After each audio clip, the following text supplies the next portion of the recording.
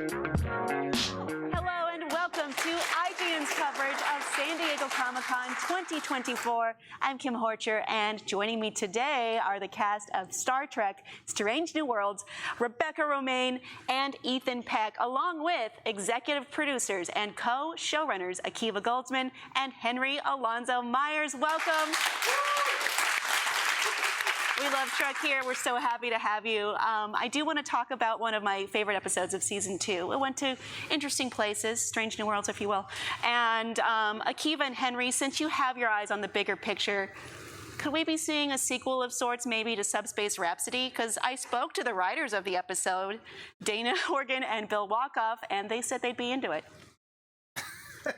Yeah, I'm just going to run in hot with that one. I can't promise that we're not going to revisit it someday, but we are going to hold off a little bit before we come back to it. We want to.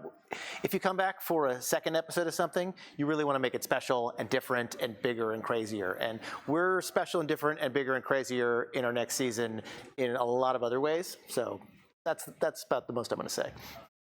What other ways? Any way you can imagine, mostly in ways that we had to imagine financially. Well, Ethen, I was told in that same conversation that you were initially hesitant to sing, but then when we got to the final product of the episode, your singing was great. How did we get here? Oh, that's nice to hear. I'm not sure that I was hesitant. I was going to do it either way. I was maybe not as enthusiastic as some of the other cast members. I would Rebecca, say too. some of the cast were really excited for the musical, and there were a couple of cast members that weren't quite as enthusiastic. You were definitely in that category. But that being said, it was really enjoyable, really fun to do in the end. So. You know, we shot that, it's like episode 9 out of 10. It's right when everybody's so tired, you kind of want to wrap it up and go home. And we came in on Saturdays and Sundays to learn all the dance choreography and going into the studio to record those songs. It was really fun. That sounds like really different from how you might. It gave us like a lot of vigor that we needed at that moment in the season. Oh, what better than a song to inject energy into any moment? But a musical isn't the only non-traditional episode we got in season 2. There was also a crossover with Star Trek Lower Decks, an animated series. What was it like planning that and making it make sense and move the plot forward?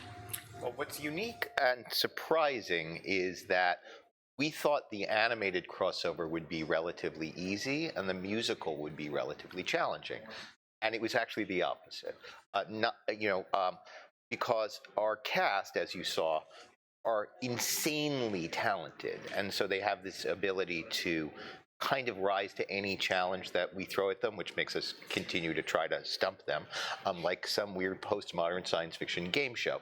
But when it comes to animation, what Mike McMahon had done with Lower Decks is both unique and singular.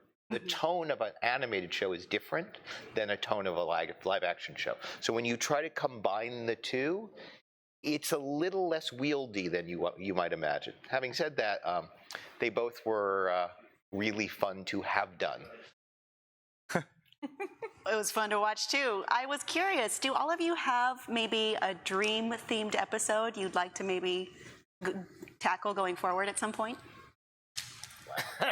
Great question. A genre that you like? RoboCop themed? Okay, sure. Right? Get that license. What do you got? I already pitched it. I want to do an inner space, like somebody gets injected into somebody else's body, like miniaturized. Great idea. Yeah. Christmas? I mean, Special? the one I really want to do, I can't talk about right now, but it will come in season 4. Because it's in the, Because it's going to happen. it's in the do I know about process it? right now. Tell us. I can't talk about it. You gotta tell your cast Right here. right here while I'm There's here enough looking. surprises in season 3 that I think we can look forward to. Okay, well, speaking of season 3, it was just announced at today's panel that Dr. Roger Corby is joining the cast in a recurring role. He is a legacy original series character. He was only present for one episode of then, but what can we expect for him in Strange New Worlds? Well, what's fun about having TOS in front of us is it allows us to do inductive storytelling. We can see where somebody ended up and then try to imagine how they got there. So all we can say is that the Roger Corby you see on Strange New Worlds is going to travel a long path before he gets to be the Roger Corby that you see on the original series. I know he has some involvement with Chapel. Let's talk about that. Well, Try to imagine this from the perspective of Chapel is, she's smart, she's talented, she probably makes smart and interesting decisions in her life. What's the kind of person that she would be drawn to? Who would she want to learn something from, et cetera, et cetera, et cetera. That is something to look forward to dealing with as well. We were off camera, but I pointed directly at Ethan when he said, who would Chapel like? So, okay, that might be a challenge moving forward for your character. Maybe. Might get messy, might get a little messy. we are love stories in spades. Not confirmed or denied. But for Rebecca, where do you see Una's character arc going? She's one of the top 2 most competent, put-together people on the ship. You're the other one. But where do you see her growing forward? Well, I think now that she has she's been shrouded in shame with this secret of being an Illyrian and, breaking the rules of Starfleet. And now that gets to get rid of that shame, she's going to be it's a lighter version of her. Okay. So you're going to have a little more fun with her. I'm looking forward to that. I think I would also say that we see a side of her that we have not seen before this season. We see a completely different side of her that Rebecca gets to play, which I am excited for people to see. So does Spock. Yeah? Maybe. Well, I like how you're like, yeah, me too. Or do I? That's our favorite thing. Human Spock. Nope. I was watching your face for my new reactions. That was a little bit of a trick. Didn't work. But for the showrunners, season 2 ended on a pretty big cliffhanger with the Gorn. The final frame of that episode was Pike seemingly frozen in indecision, maybe fear, which is not very characteristic of him. He already knows what his ultimate fate is. What truly scares Captain Christopher Pike, aside from, galaxy-wide hair gel shortage? Well, I mean, the hair thing is significant, obviously. Yeah, good point. Besides that, I think what scares Chris Pike the most is the loss of the people he loves. He's come to terms with his own death, but less so the thought of being responsible for his crew, which is really ironic because everybody dies in the beginning of the season. Everybody dies in part 2 of the finale, and then it's just run. The season's just one episode. I was like, what? No, I'm supporting you. I think Okay, good. So, and then we're just going to have do we have puppet? What are we doing? Puppets, right? Yeah. The puppets. For the rest of the season. Animated puppets. We have a Zamboni? claymation. I would love a claymation. Is that? Yeah. I felt like a Zamboni. That sounds really good. Yeah. Well, I would love it if you would all shoot in the style of the original series with those uniforms, with those cameras, but that's just me. I do have questions for all of you, though. What is your favorite Star Trek series and captain, and you may not include the one that you are in? I'm going to go with The Wrath of Khan was my favorite movie when I was a kid. Okay.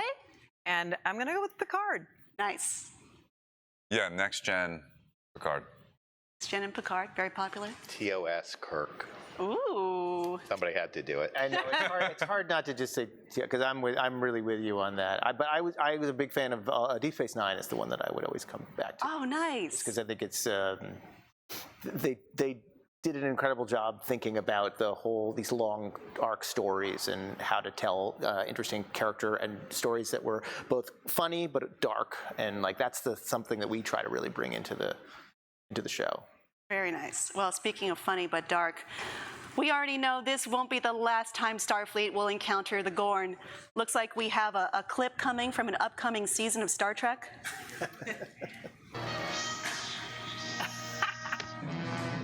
Oh, yeah.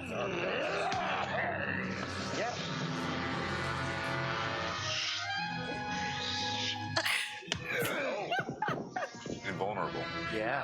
Oh. This is really tough. Yes. Yeah. He's playing the weight of the rope. That's a heavy. I'm actually.